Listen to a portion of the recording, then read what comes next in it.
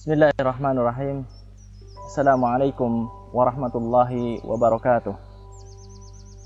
Alhamdulillahi rabbil alamin. Wabihi nasta'inu ala umuri dunya waddin. Wassalatu wassalamu ala ashrafil anbiya'i wal mursalin. Wa ala alihi wa sahbihi ajma'in. Alhamdulillah, segala puji bagi Allah yang telah memberikan kenikmatan kepada kita dengan naungan di bulan suci Ramadan, yang Allah Ta'ala telah memberikan kemudahan kepada kita untuk berbekal dengan amal saleh di dalam bulan ini. Pada kesempatan yang berbahagia kali ini, kita akan mengangkat sebuah tema tentang hati sebening kaca. Tema ini diangkat dari sebuah hadis yang diriwayatkan oleh Imam Muslim dari sahabat Imran bin Husain radhiyallahu ta'ala anhu. Beliau mengkisahkan tentang kedatangan seorang wanita dari Juhainah. Beliau mengatakan, ja'at imra'atun min Juhainah ila Nabi sallallahu alaihi wasallam wa hiya hubla minaz zina. Beliau mengatakan, datang seorang wanita dari kabilah Juhainah kepada Nabi sallallahu alaihi wasallam dalam keadaan hamil karena perbuatan zina. Kemudian wanita ini mengatakan kepada Nabi sallallahu alaihi wasallam, "Ya Rasulullah, asabtu haddan fa aqimhu alayya." Kemudian wanita ini mengatakan kepada Rasulullah sallallahu alaihi wasallam, "Aku telah melakukan dosa besar ya Rasulullah. Maka lakukanlah hukuman kepadaku." Kemudian wanita tersebut ketika menghadap Rasulullah sallallahu alaihi wasallam, Rasulullah tidak mencercanya, Rasulullah tidak mencacinya, Rasulullah tidak menyalahkannya. Akan tetapi Rasulullah sallallahu alaihi wasallam dengan penuh kearifan memerintahkan kepada para sahabat yang lain untuk mendatangkan walinya. Didatangkanlah walinya kepada Rasulullah sallallahu alaihi wasallam. Ketika telah didatangkan walinya, lihatlah apa yang disampaikan oleh Nabi sallallahu alaihi wasallam kepada walinya. Demikian juga Nabi tidak menyalahkan, tidak menghardik, kamu seorang wali yang tidak bertanggung jawab. Tidak demikian yang dikatakan oleh Nabi sallallahu alaihi wasallam. Bahkan Nabi sallallahu alaihi wasallam menyampaikan pesan yang kalau kita lihat mungkin subhanallah, kok seperti ini? Nabi sallallahu alaihi wasallam mengatakan, ahsin ilaiha, perlakukanlah wanita ini dengan baik. Hatta idza wada'at fa'tini biha, sampai ketika dia nanti melahirkan, maka datangkanlah dia kepadaku. Kemudian dilakukanlah apa yang menjadi wasiat dan pesan Rasulullah sallallahu alaihi wasallam kepada walinya tersebut. Kemudian ketika telah lahir sang jabang bayi dari wanita ini, dibawalah wanita ini menghadap Rasulullah sallallahu alaihi wasallam. Kemudian ketika telah sampai kepada Rasulullah sallallahu alaihi wasallam, wanita ini dinasihatkan oleh Rasulullah agar pakaiannya diikat dengan tujuan agar auratnya tidak tersingkap. Ketika dilakukan rajam, agar auratnya itu tidak tersingkap, dilakukanlah prosesi rajam oleh para sahabat Nabi sallallahu alaihi wasallam.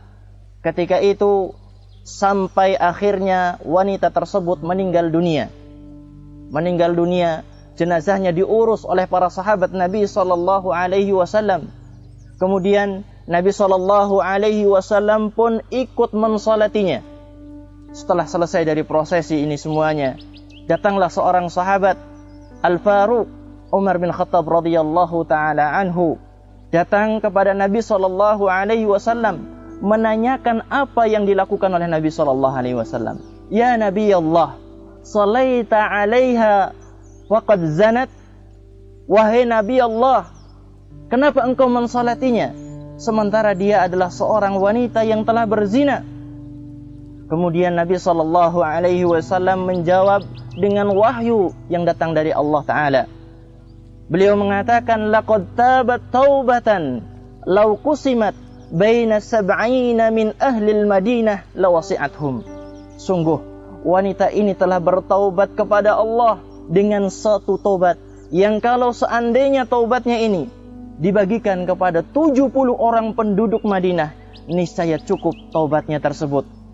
Lihatlah bagaimana wanita ini bertaubat kepada Allah dengan taubatan nasuha yang taubatnya dibagi kepada 70 orang penduduk Madinah, cukup. Siapa penduduk Madinah ketika itu? Siapa penduduk Madinah kala itu? Penduduk Madinah kala itu adalah orang-orang pilihan, orang-orang terbaik seperti Abu Bakar, seperti Umar, Uthman, dan sahabat-sahabat mulia lainnya. Para pemirsa yang dirahmati oleh Allah, dari apa yang saya sebutkan tadi, kisah manusia pilihan di zaman Nabi SAW, kita melihat bagaimana mereka begitu tangguh. Sahabat-sahabat Nabi SAW manusia yang begitu tangguh, sehingga ketika mereka melaksanakan satu kesalahan, sanggup mengakuinya dan siap untuk menerima hukuman dari perbuatan yang telah mereka lakukan. Para pemirsa yang dirahmati oleh Allah, dari apa yang saya sampaikan tadi, kita memetik satu hikmah yang sangat besar, yaitu bahwasannya ketika hati manusia adalah hati yang bersih, hati yang bening, yang sebening kaca, ketika tercoreng dengan noda maksiat, ketika tercoreng dengan dosa dan juga pelanggaran terhadap syariat Allah, maka hati tersebut akan risau, hati tersebut akan galau, hati tersebut akan berusaha untuk kembali dan juga untuk membersihkan apa yang telah dia lakukan dari dosa dan maksiat. Para pemirsa yang dirahmati oleh Allah, dari apa yang kita simak bersama kisah yang sangat mulia ini, maka kita juga melihat hikmah dari apa yang Allah Subhanahu wa Ta'ala tentukan. Kita melihat bahwasanya wanita ini adalah sahabiah biasa, bukan sahabiah yang mulia seperti Aisyah ataupun Khadijah. Dia adalah seorang sahabiah yang biasa. Bahkan dalam riwayat ini tidak disebutkan namanya, hanya disebutkan imra'atun min Juhainah, yaitu seorang wanita dari kabilah Juhainah.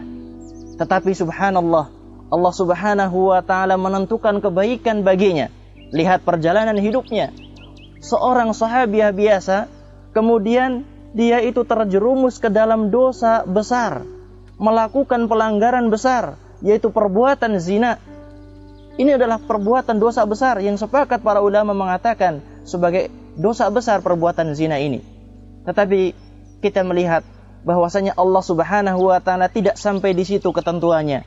Allah Ta'ala menentukan bahwasanya ketika wanita ini terjerumus ke dalam jurang kenistaan, kemudian Allah Ta'ala setelahnya membukakan baginya pintu taubat, yang sehingga ketika itu dia bertaubat kepada Allah dengan taubatan nasuha, dan akhirnya Allah Ta'ala mengangkat derajat wanita tersebut dari wanita biasa, kemudian terjerumus ke dalam lembah kenistaan, kemudian dimuliakan oleh Allah Ta'ala dengan semulia-mulianya, sehingga taubatnya kalau dibagi untuk 70 orang penduduk Madinah yang mereka semuanya adalah manusia pilihan, cukup bagi mereka semuanya. Para pemirsa yang dirahmati oleh Allah, dari kisah ini marilah kita ambil suatu pelajaran penting. Di bulan yang mulia ini, di bulan Ramadan, marilah kita bertaubat kepada Allah Subhanahu wa Ta'ala. Semoga Allah Subhanahu wa Ta'ala membukakan pintu taubatnya dengan seluas-luasnya bagi kita semuanya.